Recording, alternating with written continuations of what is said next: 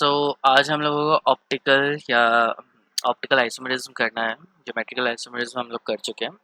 Optical isomerism में क्या होता है कि जैसे हम लोगों ने ऑर्गेनिक केमिस्ट्री में किया है, ऑप्टिकल आइसोमर्स क्या होते हैं?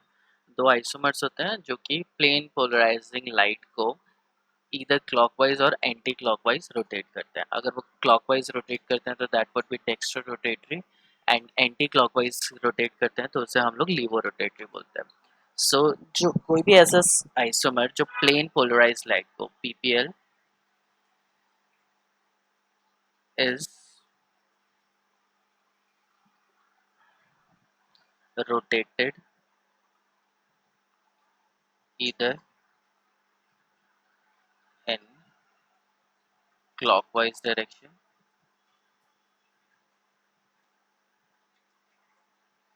or anti clockwise direction. तो पीपीएल यहाँ पे क्या है, मैं इधर लिख देता हूँ, प्लेन पोलराइजिंग लाइट। तो पीपीएल लाइट जो एक सीधी चल रही होती है, फिर यहाँ पे एक सैंपल आता है। इस पीपीएल लाइट को अगर सैंपल के थ्रू हम लोग पास करते हैं और अगर वो लाइट सीधी की सीधी वापस आ जाती है और वो रोटेट नहीं होती है, तो यहाँ पे जो सोल्यूशन होगा it would be optically inactive.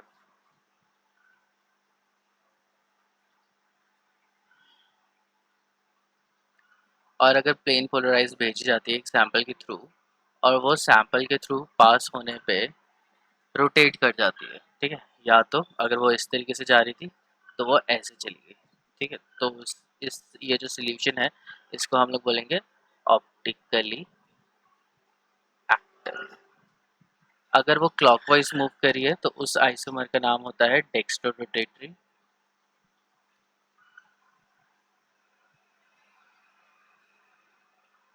और अगर वो अपोजिट डायरेक्शन में रोटेट की है, मतलब एंटी क्लॉकवाइज अगर वो रोटेट करी है, तो उसको हम लोग बोलेंगे लीवो रोटेटरी। ये दोनों आइसोमर्स हैं और इन दोनों आइसोमर्स को प्रॉपर्ली हम लोग बोलते हैं एनेंटियोमर्स।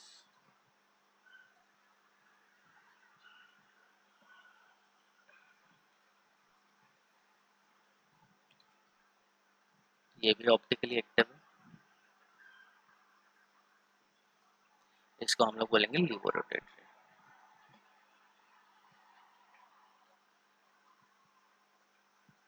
डेक्स्ट्रो रोटेटरी के लिए स्मॉल डी यूज होता है और लीवो रोटेटरी के लिए स्मॉल एल हम लोग सिंबल यूज करते हैं। तो ये डेक्स्ट्रो रोटेटरी हो गया, ये लीवो रोटेटरी हो गया, and both D and L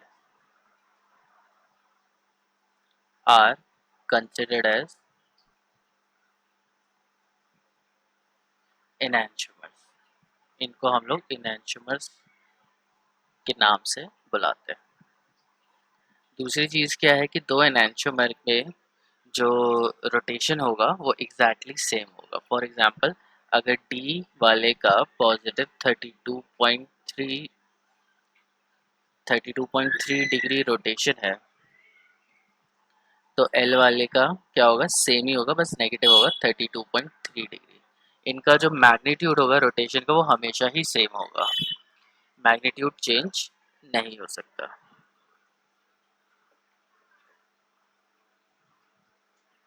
एक काजल, अपने आप को म्यूट कर लो।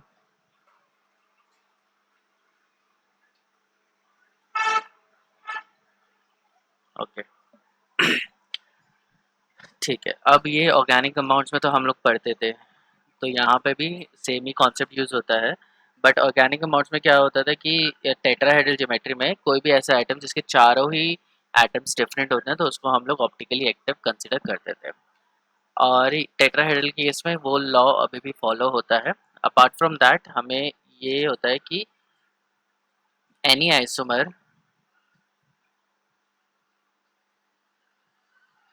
that have non-superimposable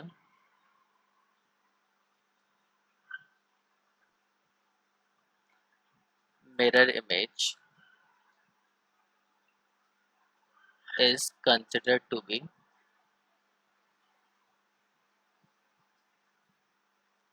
optically active.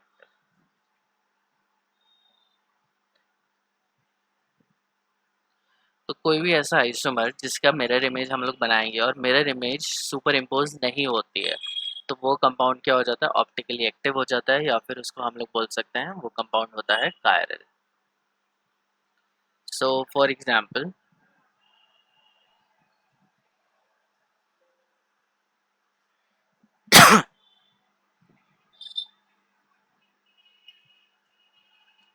जैसे हमारे जो हाथ होते हैं वो कायरल होते हैं।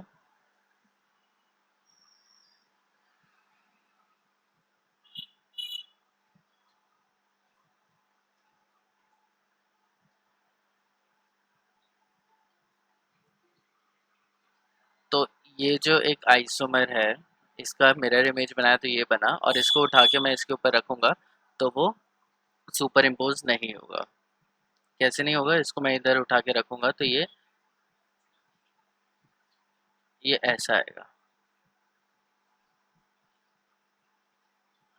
ठीक है, तो ये ब्लू वाला क्या कर रहा है, पीछे के रेड वाले को प्रॉपरली कवर नहीं कर रहा है। अगर वो प्रॉपरली कवर कर लेता है तो उसे हम लोग सुपर इम्पोजिबल बोलते हैं, और अगर वो उससे कंपेयर नहीं करता है तो वो नॉन सुपरेबल। तो हम लोग लिख सकते हैं hands are non super impossible. तो हैंड्स क्या होते हैं, नॉन सुपर इम्पोजिबल होते हैं।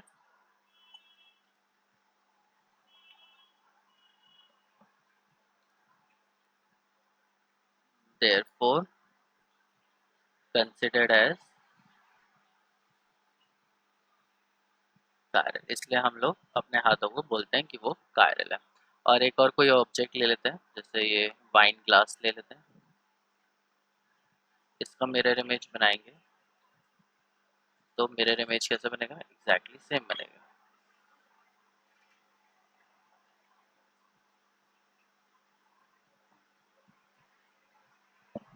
फिर इसको अगर हम लोग सुपर इम्पोज करने की कोशिश करेंगे तो इसको मैं उठा के इसके ऊपर रखूंगा तो वो एज इट इज रखा जाएगा। तो पीछे वाले को हम लोग नहीं देख पाएंगे अगर आगे वाला एग्जैक्ट शेप का है, तो इसमें हम लोग बोल सकते हैं दिस ग्लास और wine glass is a chiral in nature or optically inactive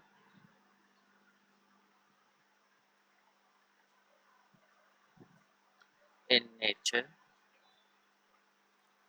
as its mirror image is as its mirror images are superimposable are superimposable। ठीक है, तो यहाँ पे इसको हम लोग अकायरल कंसिडर करेंगे। नाउ अब हम लोग कुछ कंपाउंड्स ले लेते हैं, जैसे मेरे पास क्लोरीन है, एक यहाँ पे क्लोरीन है, यहाँ पे NH3 है, यहाँ पे NH3 है,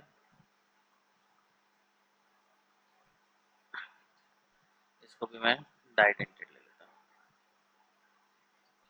हूँ। तो अब इसका अगर हम लोग मिरर इमेज बनाएंगे तो मिरर इमेज इसका कैसे बनेगा, इस तरीके से बनेगा, कोबाल्ट बीच में रहेगा,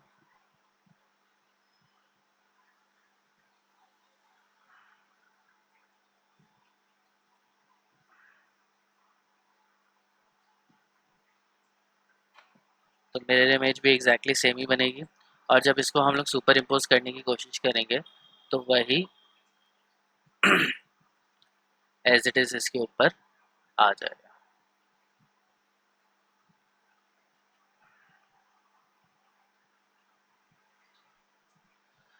तो इससे हमें क्या पता चल रहा है, this compound is optically inactive. ये क्या है, ऑप्टिकली इनएक्टिव कंपाउंड है। लेकिन अगर मैं किसकी बात करें, हम लोग इसकी बात करें, लेकिन इसी का सिस आइसोमर अगर हम लोग ले लेते हैं तो ये तो हो गया हमारा ट्रांस आइसोमर। और इसका मैं सिस लेने की कोशिश करता हूँ तो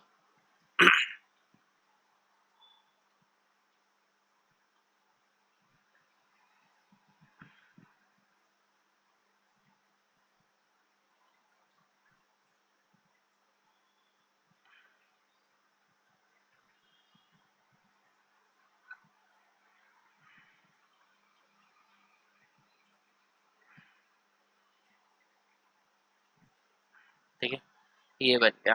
अब मैं इसको क्या करूँगा, इसके ऊपर सुपर इम्पोज करूँगा। तो सुपर इम्पोज करूँगा तो कोबाल्ट के ऊपर कोबाल्ट आएगा, यहाँ पे हमें दिखेगा इस साइड पे EN, यहाँ पे इस साइड पे EN दिखेगा, इधर Cl दिखेगा और इधर Cl दिखेगा। सिंस हम लोग आगे वाले अगर रख देते हैं तो पीछे वाला हमें फिर भी दिखाई दे रहा है। यहाँ पे हमें EN दिखाई दे रहा है यहाँ पे, ठीक है, और यहाँ पे पीछे क्लोराइड्स भी दिखाई दे रहा है। इसका मतलब क्या है कि ये नॉन सुपर इम्पोजिबल है।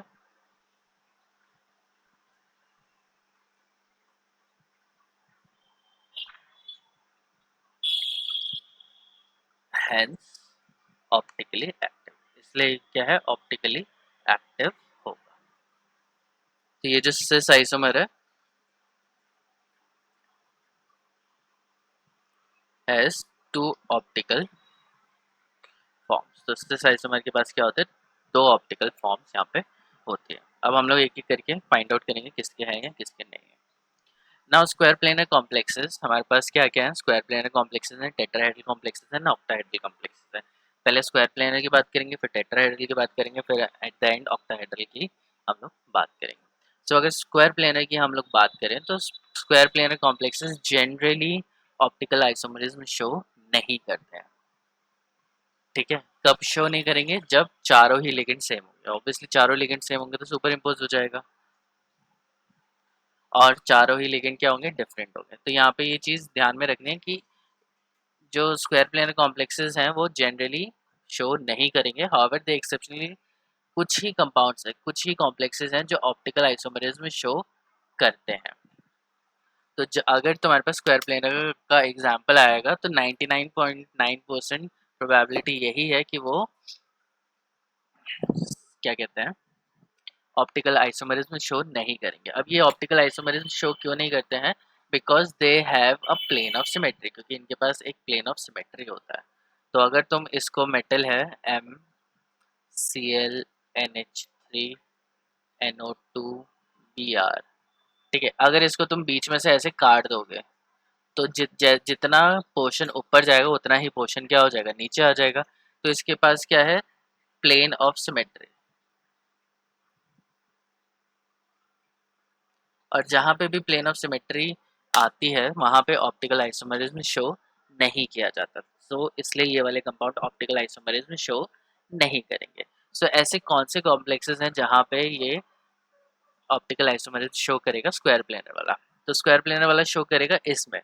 अब तुम देखो, अगर तुम इसको आधा काट दोगे यहाँ से, तो देखो ऊपर क्या है, ऊपर दो हाइड्रोजन है और नीचे क्या है, दो बेंजीन है। तो इसके पास प्लेन ऑफ सिमेट्री यहाँ पे अवेलेबल नहीं है। प्लेन ऑफ सिमेट्री अवेलेबल नहीं है तो ये ऑप्टिकल आइसोमरिज्म शो कर सकता है। और अगर ये ऑप्टिकल आइसोमरिज्म शो करेगा तो तुम्हें इसकी मिरर इमेज बनानी है, और मिरर इमेज बना के उसको बताना है कि they are non super impossible. तो कौन से कंपाउंड्स दिखाते हैं square planar compounds,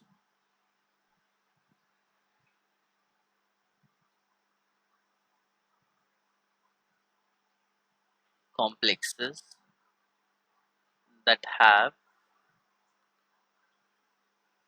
no plane of symmetry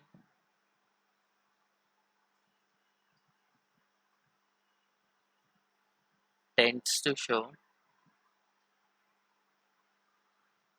optical isomerism।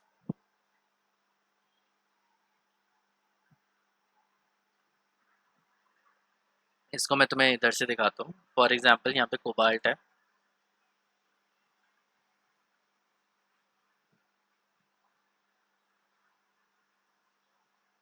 ठीक है, सेम ही एग्जाम्पल ले रहा हूँ मैं। अब इसमें इसको इस तरीके से लिखते हैं, मैं थोड़ा इसको टिकड़ा करके लिखता हूँ कि तुम्हें थोड़ा ज़्यादा अच्छे से समझ में आए। अब तुम देखो यहाँ पे क्या है, हाइड्रोजन, और यहाँ पे क्या है, C6H5। यहाँ पे भी हाइड्रोजन है और यहाँ पे C6H5 है। यहाँ पे क्या है, CH3 एंड CH3।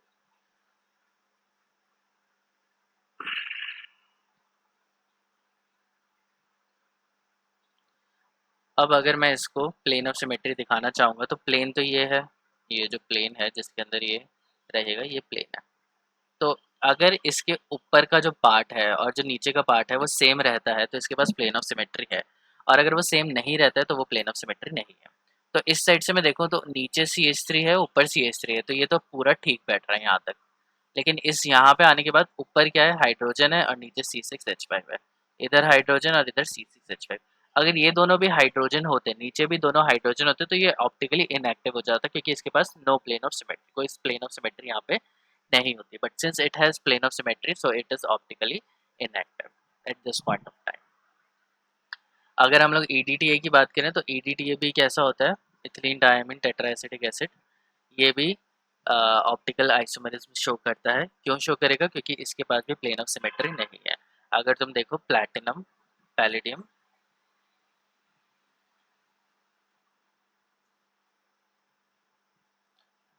इसके ऊपर क्या लिखा हुआ आगे, CH2CO नेगेटिव।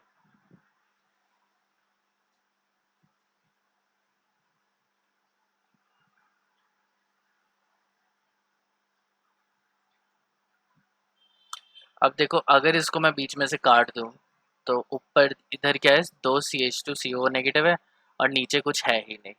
तो ये क्या है, it also has no plane of symmetry,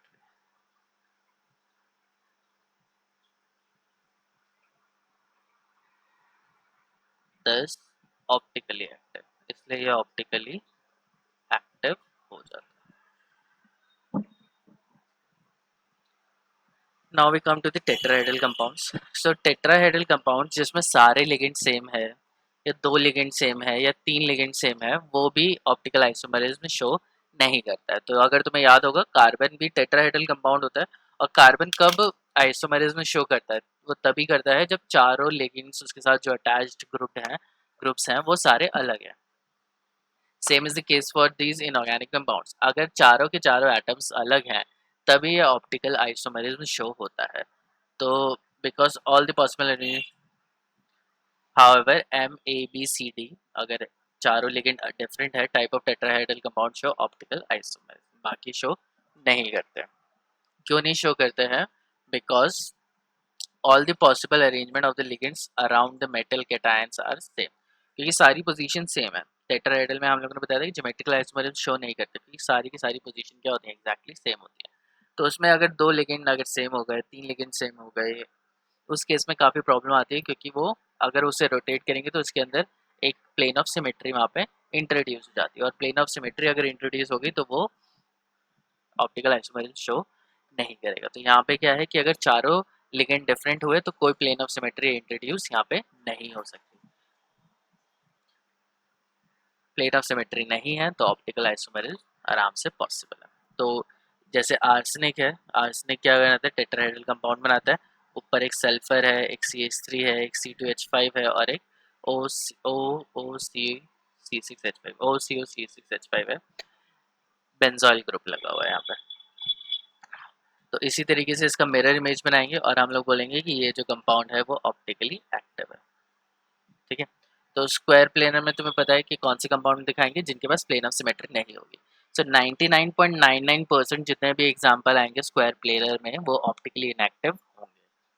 tetrahedral compound में कौन सा ऑप्टिकली एक्टिव होंगे? कोई भी ऐसा टेट्राहेड्रल कंपाउंड जिसके चारों लिगेंड डिफरेंट होंगे वही ऑप्टिकली एक्टिव होगा। और 99% तुम्हें केसेस यही मिलेंगे जहाँ पे जो कोबाल्ट है या क्रोमियम है, जो भी टेट्राहेड्रल कंपाउंड जो भी बना रहा है, उसके चारों लिगेंड या एटलीस्ट दो लिगेंड तो सेम होंगे होंगे और वो भी ऑप्टिकली इनएक्टिव होंगे।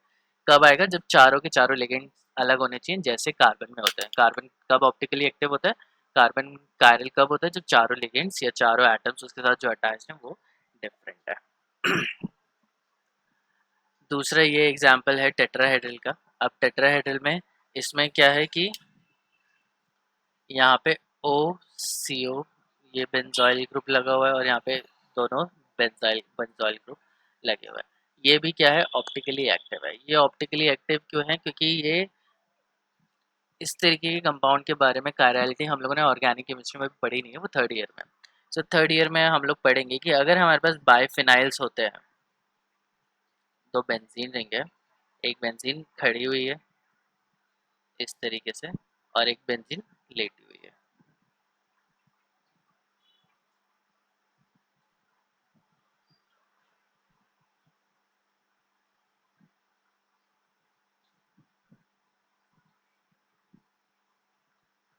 इसको मैं कैसे दिखाऊंगा, इसको मैं थोड़ा डार्क कर देता हूँ कि तुम्हें समझ में आए।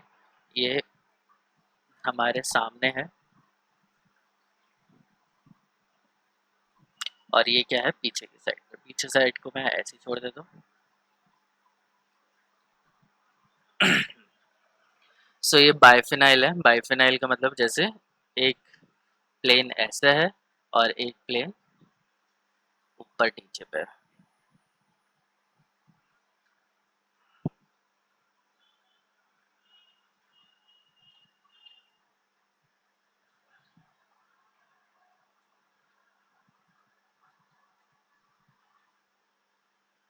इस तरीके की ज्योमेट्री है। ये हमारे सामने वाला है जो फ्रंट एंड मतलब ऊपर नीचे है, और ये आगे की तरफ है। आगे की जो तरफ है उसको हम लोग डार्क से दिखाएंगे, और ये पीछे की तरफ है। इस तरीके की ज्योमेट्री बन रही है। ये इस तरीके के प्लेन में है और ये इस तरीके के प्लेन में है, और दोनों के बीच में कितना एंगल है, 90 डिग्री का एंगल है। ठीक है, तो जो एंगल है यहाँ से यहाँ के बीच में ये है 90 डिग्री का एंगल। तो ये दोनों बेंजीन रिंग्स 90 डिग्री के एंगल पे सब्स्टिट्यूटेड है।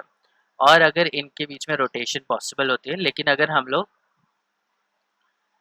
बल्कि ग्रुप अगर यहाँ पे इंट्रोड्यूस करते हैं, like NO2 NO2 NO2 and NO2, या NO2 नहीं, कुछ और कर देते हैं जैसे COH।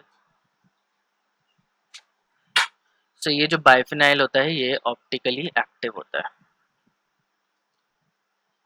क्योंकि इसके पास होती है axis of symmetry of chirality. ये थर्ड ईयर में, बट अगर दो रिंग अगर ऐसे जुड़ी हो, एक ऐसे प्लेन में हो और एक उसके परपेंडिकुलर प्लेन में हो, तो वो रिंग्स क्या होती हैं, ऑप्टिकली एक्टिव होती हैं। ये जो टॉपिक है ये अभी हमारे सिलेबस में है नहीं, नेक्स्ट ईयर तुम इसके बारे में पढ़ोगे। तो यहाँ पे बेरिलियम क्या है, यहाँ पे भी एक रिंग है जो सीधी खड़ी हुई है। ठीक है, ये ऊपर की तरफ है और ये नीचे की तरफ है। ठीक है, ये क्या है, ये लेफ्ट साइड पे है, मतलब ये तुम्हारे सामने आ रहा है ये बॉन्ड्स, और ये बॉन्ड्स क्या है पीछे की साइड पे। तो बेरिलियम ने टेट्राहेड्रल कंपाउंड तो बनाया, लेकिन इस टेट्राहेड्रल कंपाउंड में क्या है कि एक दोनों रिंग के बीच में एंगल कितना है, 90 डिग्री का। ये इस प्लेन में है और ये इस प्लेन में है, और दोनों के बीच में जो एंगल है वो है 90 डिग्री का। तो ऐसे जब भी दो रिंग 90 डिग्री के परपेंडिकुलर होते हैं तो वो कायरल होती हैं। तो यहाँ पे भी क्या है, कार्बन का ये जो बेरिलियम का कंपाउंड है ये भी कायरल है। तुम्हें कुछ नहीं करना, तुम्हें बस मिरर इमेज बनानी है और तुम्हें लिखना है कि ये नॉन सुपर इम्पोजिबल है। Now we come to the optical isomerism in octahedral compounds.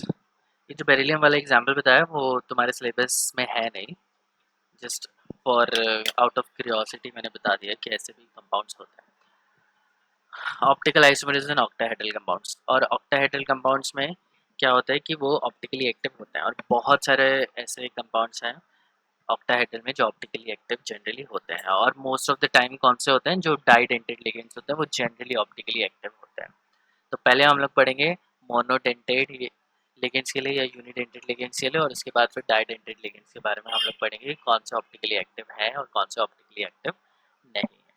तो सबसे पहले अगर सारे लिगेंड सेम होंगे या उनमें से एक लिगेंड सेम हुआ तो वो ऑप्टिकली इनएक्टिव होता है, because they have a plane of symmetry. So Ma6 and Ma5B ये क्या होते हैं, ऑप्टिकली इनएक्टिव होते हैं, because they have plane of symmetry. इनके पास प्लेन ऑफ सिमेट्री रहती है।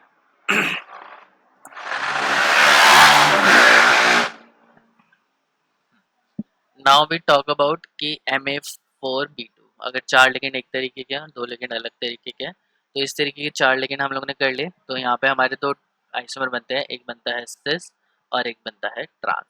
अब ट्रांस का तुम मिरर इमेज बनाओगे तो तुम्हें पता चलेगा कि वो सुपर इम्पोजिबल है, पहले मैं बना के दिखाई चुका हूँ। तो सुपर इम्पोजिबल हुआ तो वो हो गया अकायरल या no optical isomer.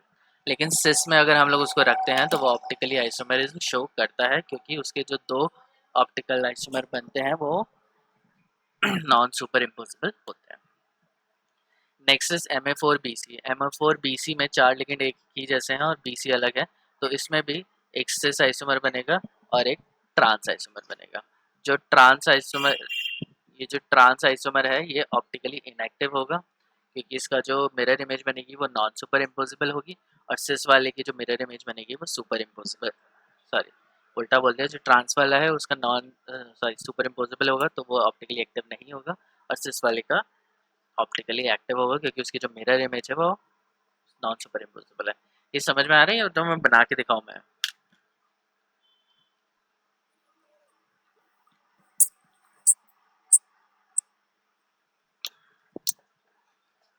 Okay, next is हमारे पास है ऑप्शन है Ma3B3 का।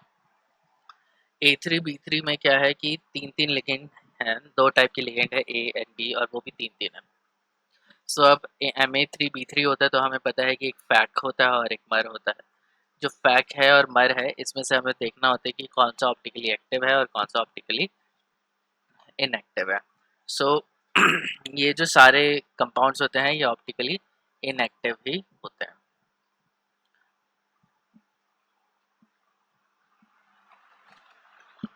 Next is MAB3 type compounds. तो MAB3 में ए बी हम लोगों ने डाइडेंटेड लिगेंड ले लिया, और इसमें भी क्या होंगे, तीन लिगेंड्स होंगे। तो जैसे अभी पिछली क्लास में दिखाया था कि ऑक्सीजन ऑक्सीजन और ऑक्सीजन, तीन ऑक्सीजन और तीन नाइट्रोजन है यहाँ पे।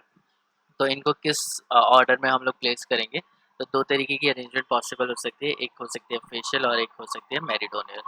फेशियल में क्या है कि तीन फेसेस पे तीन तीन फेसेस में ये तीनों होने चाहिए। तो यहाँ पे पहला ये, दूसरा ये, तीसरा ये। तो ये तीनों क्या है, एक ही फेस पे प्रेजेंट है, जिसका मतलब ये कौन सा है, फेशियल आइसोमर है। और मेरिडोनियल में क्या है कि दो के बीच में जो एंगल है वो कितना होना चाहिए, 180 डिग्री का होना चाहिए। मतलब सॉरी, एक के बीच में एंगल 180 डिग्री का होना चाहिए और दो के बीच में 90 डिग्री का होना चाहिए। और इस तरीके से जो MER मर और मेरिडोनियल जो आइसोमर है वो बन जाएगा। ठीक है, और ये दोनों ही ऑप्टिकली इनएक्टिव होंगे। तो तुम्हें याद रखना है कि Ma3B3 और MAB3 ये ऑप्टिकली इनएक्टिव होता है। तो अगर सिस और ट्रांस तुम लिख रहे हो तो उसमें से जो सिस वाला होगा वो ऑप्टिकली एक्टिव होगा, तो यहाँ पे ऑप्टिकली एक्टिव वाले आएंगे। लेकिन अगर तुम्हारे फैक और मर आइसोमर बन रहे हैं तो ये इनके जो आइसोमर्स होंगे वो ऑप्टिकली इनएक्टिव ही होने चाहिए। Next is Ma2B2C2।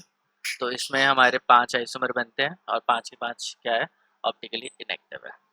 MABCDEF जिसमें पांचों के पांच, सॉरी 6 के 6 आइसोमर, मतलब 6 के 6 कंपाउंड्स अगर हम लोग यहाँ पे अटैच कर देते हैं, इसके क्या है 15 पॉसिबल आइसोमर्स यहाँ पे हमारे बन सकते हैं। ठीक है, इसका ऑप्टिकल आइसोमरिज्म कहाँ गया,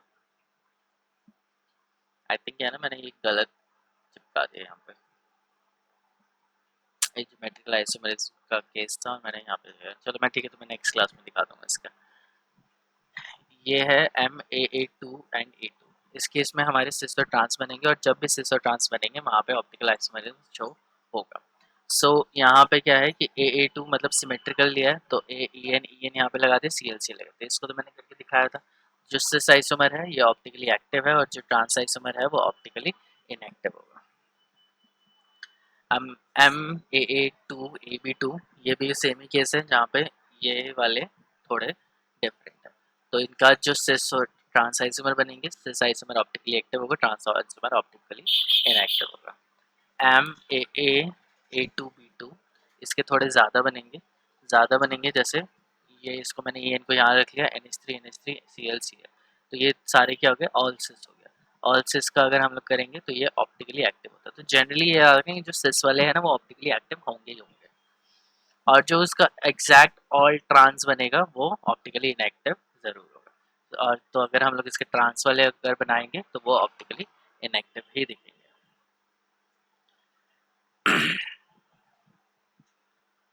यहाँ पे हम लोगों ने MAB3 लिया है, तो इसका फैक्ट बनाया है। फैक्ट में इसके जब ये डाइडेंटेड लिगेंड्स होंगे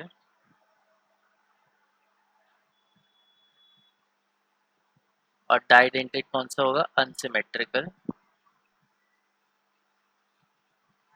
तो वो ऑप्टिकली एक्टिव जनरली होता है, चाहे तुम फैक्ट बना लो या मत बना लो, क्योंकि इनकी जो मिरर इमेज होगी वो नॉन सुपर इम्पोजिबल होगी।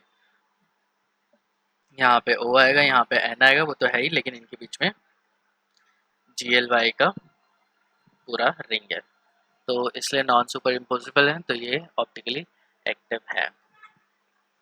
MAA2BB, तो मोस्टली क्या होता है कि जितने भी डाइडेंटेड वाले जो लिगेंड्स होते हैं वो जनरली 99% टाइम पे वो ऑप्टिकली एक्टिव रहते ही रहते हैं।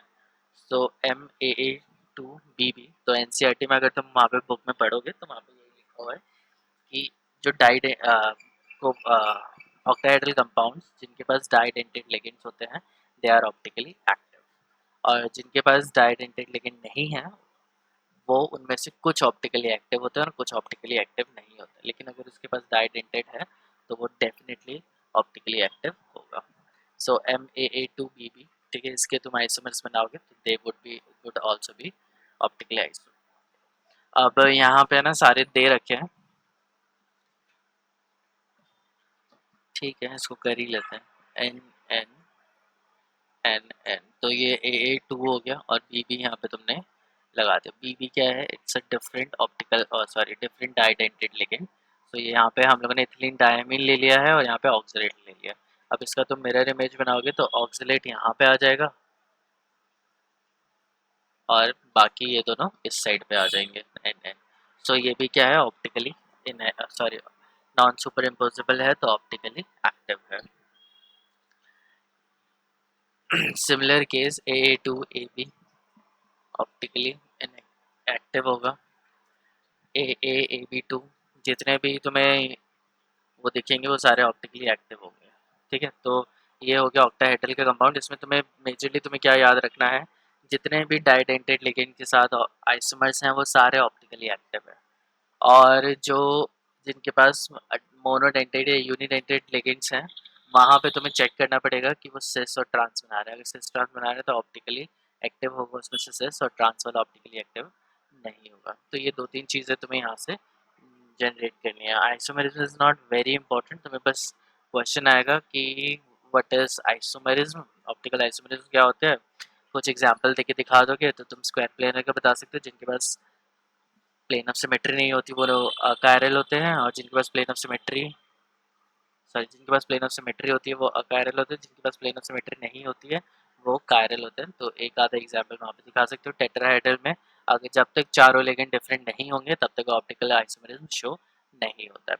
ऑक्टाहेड्रल में जिनके पास भी डाइडेंटेड लिगेंड है वो ऑप्टिकली एक्टिव है, और जिनके पास डाइडेंटेड लिगेंड नहीं है उनका हम लोग ज्योमेट्री बना के फाइंड आउट कर सकते हैं कि वो ऑप्टिकली एक्टिव होंगे या नहीं होंगे। तो जनरली सिस ट्रांस बनेगा, सिस ट्रांस में जो सिस वाला होगा वो ऑप्टिकली एक्टिव होगा, और जो ट्रांस वाला है वो ऑप्टिकली इनएक्टिव होगा, ठीक है। नेक्स्ट भी हम लोग आ जाते हैं valence bond theory. Valence bond theory का इसका पूरा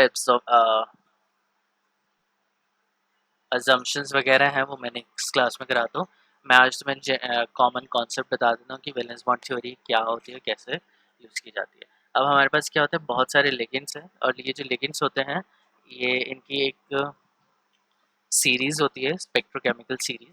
और स्पेक्ट्रोकेमिकल सीरीज, ये जो स्पेक्ट्रोकेमिकल सीरीज है ये हमें क्रिस्टल फील्ड थ्योरी में बताई जाती है, लेकिन उसका यूज़ हम लोग वैलेंस बॉन्ड थ्योरी में करते हैं। वैलेंस बॉन्ड थ्योरी में हमें क्रिस्टल फील्ड थ्योरी से जो स्पेक्ट्रोकेमिकल सीरीज आती है उसको यूज़ वीबीटी वो उसको एक्सप्लेन नहीं कर पाती है। वीबीटी बताती है कि क्या ज्योमेट्री होगी। तो पहली चीज़ हम लोग वैलेंस बॉन्ड थ्योरी से देखेंगे कि वैलेंस बॉन्ड थ्योरी से क्या किस तरीके की कॉम्प्लेक्स ज्योमेट्री होगी। ज्योमेट्री होगी तो ज्योमेट्री से हम लोग मैग्नेटिक प्रॉपर्टी निकाल सकते हैं।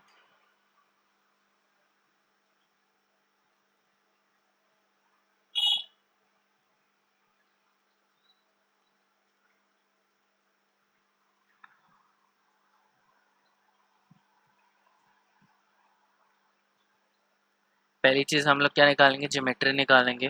क्या ज्योमेट्री है, ज्योमेट्री है उससे हमारी शेप भी फाइंड आउट हो सकती है, और उससे हम लोग मैग्नेटिक प्रॉपर्टी निकाल सकते हैं या वाइस वर्सा। अगर मेरे को मैग्नेटिक प्रॉपर्टी दे रखी है तो मैं इजीली फाइंड आउट कर सकता हूँ कि कंपाउंड की ज्योमेट्री क्या होगी। ज्योमेट्री में यहाँ पे हमारे पास तीन तरीके की ज्योमेट्री है हाइब्रिडाइजेशन के बेसिस पे। हाइब्रिडाइजेशन अगर तुम्हारा sp3 आता है तो तुम्हारी ज्योमेट्री होगी टेट्राहेड्रल। अगर हाइब्रिडाइजेशन dsp2 आती है तो होगी स्क्वायर प्लेनर। और अगर हाइब्रिडाइजेशन sp3d2 आती है या d2sp3 आती है तो उस केस में जो ज्योमेट्री होगी वो ऑक्टाहेड्रल होगी। ये याद करना है, और ये हमें ऑलरेडी पता है, ये हम लोग फर्स्ट ईयर से करते आ रहे हैं कि क्या हाइब्रिडाइजेशन होती है तो क्या ज्योमेट्री होती है।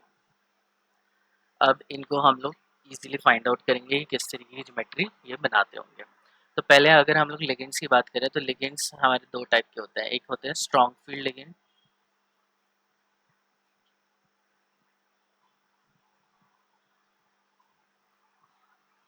और एक होते हैं वीक फील्ड लिगेंड्स।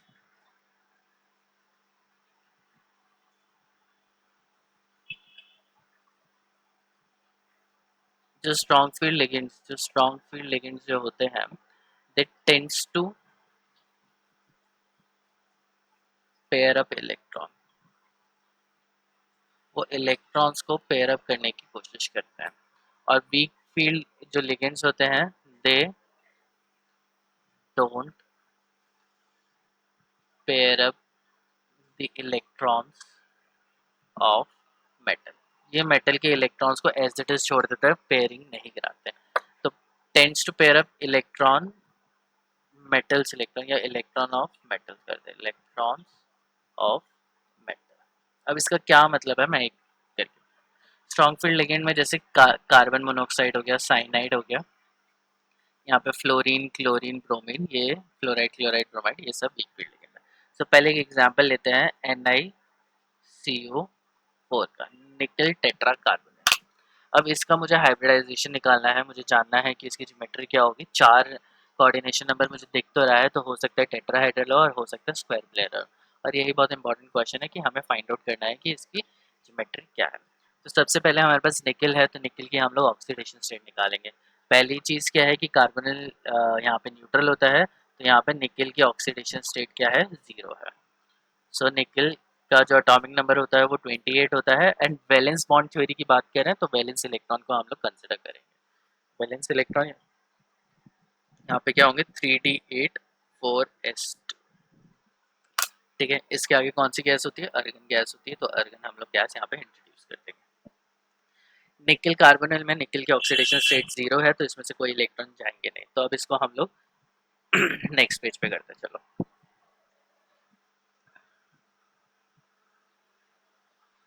इसकी कॉन्फ़िगरेशन है AR3D10 4s।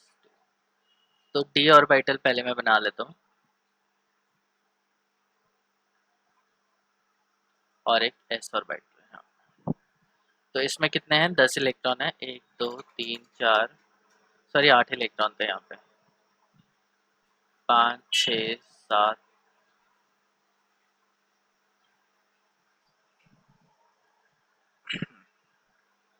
और यहाँ पे 2 इलेक्ट्रॉन।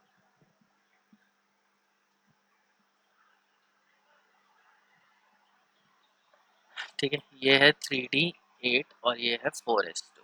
ठीक है, ये किसकी बात हो रही है, ये ग्राउंड स्टेट की बात हो रही है। अब जब यहाँ पे कार्बोनिल इंट्रोड्यूस होता है, carbonyl is a strong field ligand. Carbonyl क्या करता है, मेटल के इलेक्ट्रॉन्स को पेयर अप करने की कोशिश करता है। तो यहाँ पे इलेक्ट्रॉन्स कौन से हैं, देखो ये दो अनपेड इलेक्ट्रॉन है, तो वो क्या करेगा, इन दोनों को पेयर कर देगा, और इसके जो इलेक्ट्रॉन है वो उसको यहाँ पे सेंड कर देगा। तो ये किसका काम होता है, स्ट्रॉन्ग फील्ड लिगेंड्स का ही काम होता है।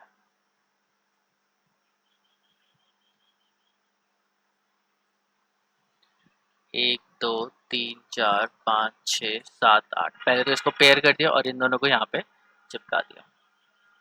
अब ये हो गया 3d10 और 4s में एक भी इलेक्ट्रॉन नहीं है।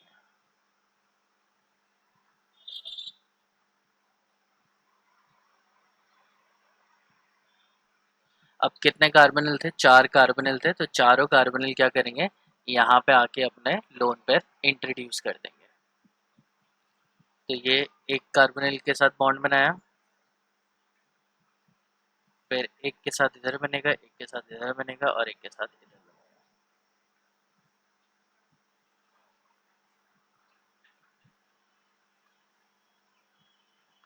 Now we will talk about hybridisation. तो ये बन गया निकल टेट्रा कार्बोनिल। अगर हाइब्रिडाइजेशन की बात करते हैं तो हाइब्रिडाइजेशन में यहाँ पे कौन से ऑर्बिटल में इलेक्ट्रॉन गए, एक एस ऑर्बिटल में और 3 पी ऑर्बिटल में। तो हाइब्रिडाइजेशन जो है इसकी वो कितनी है, sp3 है। sp3 होती है तो क्या ज्योमेट्री होती है, टेट्राहेड्रल। इसकी ज्योमेट्री होगी टेट्राहेड्रल। अब अगर मैग्नेटिक प्रॉपर्टी हम लोग देखने की कोशिश करें,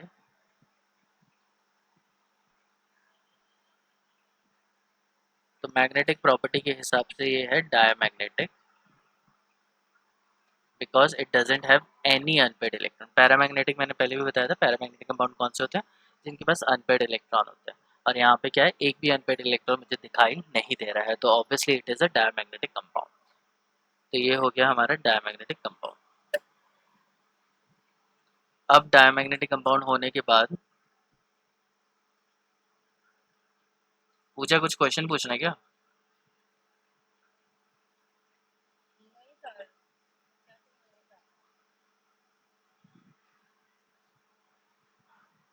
ओके, सो ये मैग्नेटिक प्रॉपर्टी हो गई डायमैग्नेटिक। अब डायमैग्नेटिक के बाद हमें क्या करना है कि मैग्नेटिक मूवमेंट अगर हम लोग को निकालनी है, तो मैग्नेटिक मूवमेंट होती है under root n into n plus two. तो यहाँ पे नंबर ऑफ अनपेड इलेक्ट्रॉन देखेंगे, यहाँ पे मैग्नेटिक मूवमेंट कितनी आएगी, 0 आएगी। सो ये 3 चीज़ें हम लोग यहाँ से पता लगा सकते हैं। Now let's carry out a different question.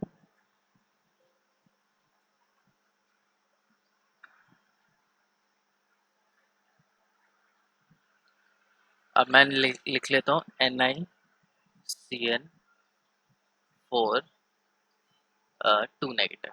ये कॉम्प्लेक्स ऐसे बनता है। तो यहाँ पे निकल के अगर मैं ऑक्सीडेशन स्टेट निकालने की कोशिश करूँ तो ऑक्सीडेशन स्टेट आएगी +2। x -4 इज इक्वल टू -2, -4 उधर जाके +4 हो जाएगा, तो -2 + 4 इज +2। तो निकल की ऑक्सीडेशन स्टेट कितनी हो जाएगी, +2। सो निकल का एटॉमिक नंबर था 28, तो इसकी इलेक्ट्रॉनिक कॉन्फ़िगरेशन Ar3d8 4s2 थी। अब निकल के पास +2 ऑक्सीडेशन स्टेट आएगा, तो 2 इलेक्ट्रॉन यहाँ से रिलीज हो जाएंगे और ये बन जाएगा निकल 3d8 4s0। ये कॉन्फ़िगरेशन हमारे पास यहाँ पे क्लियर हो गई।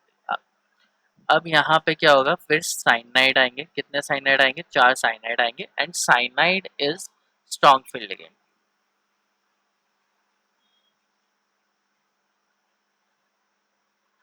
साइनाइड क्या होता है, एक स्ट्रॉन्ग फील्ड लिगेंड होता है। स्ट्रॉन्ग फील्ड लिगेंड क्या करेगा, इलेक्ट्रॉन को पेयर अप करने की कोशिश करेगा।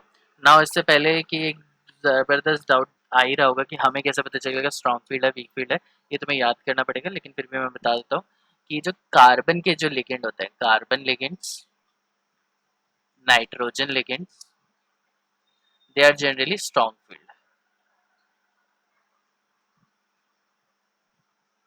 ऑक्सीजन के ligand and halogens, they are generally weak. ठीक है, तो ऑक्सीजन का मतलब ऑक्सीजन, सल्फर भी यहीं पर आएगा, हेलोजन में फ्लोरीन, क्लोरीन, ब्रोमीन, और इनसे रिलेटेड जितने भी, जहाँ पे भी ऑक्सीजन से अटैचमेंट है या जहाँ पे भी हेलोजन से अटैचमेंट है, या chalcogen, oxygen, sulphur, selenium, tellurium, इन सब से किसी से भी अटैचमेंट है, वो वीक फील्ड लिगेंड है।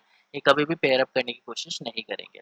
और CN में जितने भी कार्बन के होंगे और जितने भी नाइट्रोजन के होंगे, 90% इन केस ऑफ नाइट्रोजन, वो क्या करें होंगे, स्ट्रॉन्ग फील्ड लिगेंड होंगे। और यहाँ पे तुम्हें याद रखना है कि वाटर लास्ट में आता है, water, water is a border line.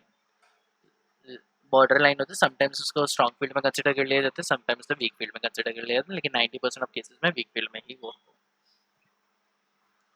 तो अब हम लोग इसकी कॉन्फ़िगरेशन लिखते हैं।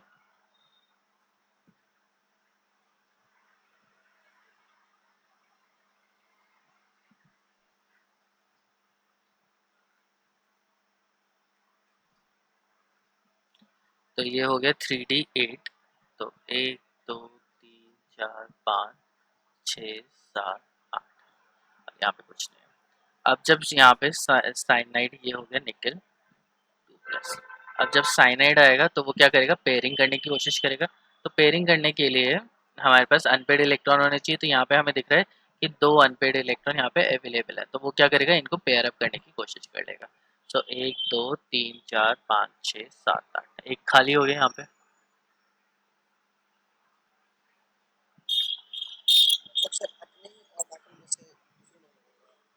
नहीं नहीं, मेटल के जो इलेक्ट्रॉन्स है उसको पेयर अप करने की कोशिश कर रही है।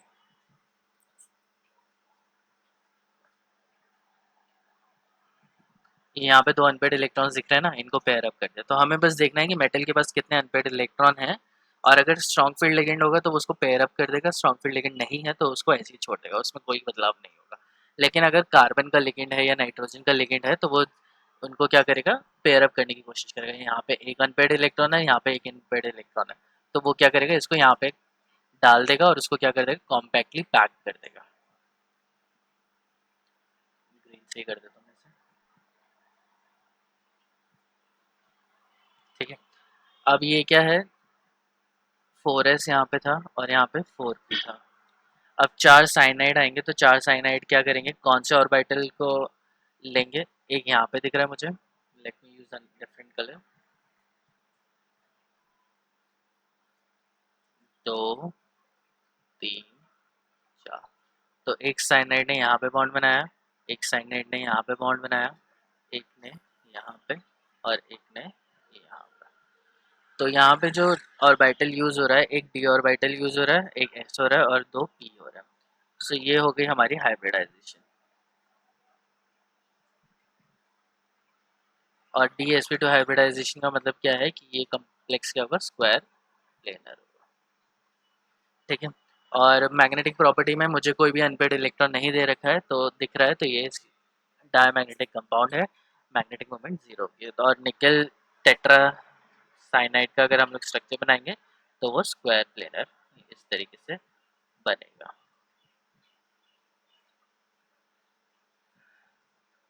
To negative. और अगर पहले वाले का अगर हम लोग बनाते हैं तो टेट्रा कार्बोनिल का स्ट्रक्चर टेट्राहेड्रल बनेगा, इस तरीके से बनेगा इसका स्ट्रक्चर। ठीक है, तो इन दोनों का स्ट्रक्चर ये हो गया। कल हम लोग थोड़ा डिटेल में इसको करने की कोशिश करेंगे और भी बहुत सारे एग्जाम्पल लेंगे, तुम्हें इजीली पता चल जाएगा कौन स्ट्रॉन्ग फील्ड लिगेंड है, कौन वीक फील्ड लिगेंड है, और क्वेश्चन आराम से सॉल्व हो जाएंगे तुम्हारे। ठीक है, तो कल इसको और डिटेल में, इस कॉन्सेप्ट को, वीबीटी को और अच्छे से करेंगे। ठीक है, तो आज के लिए इतना ही करते हैं।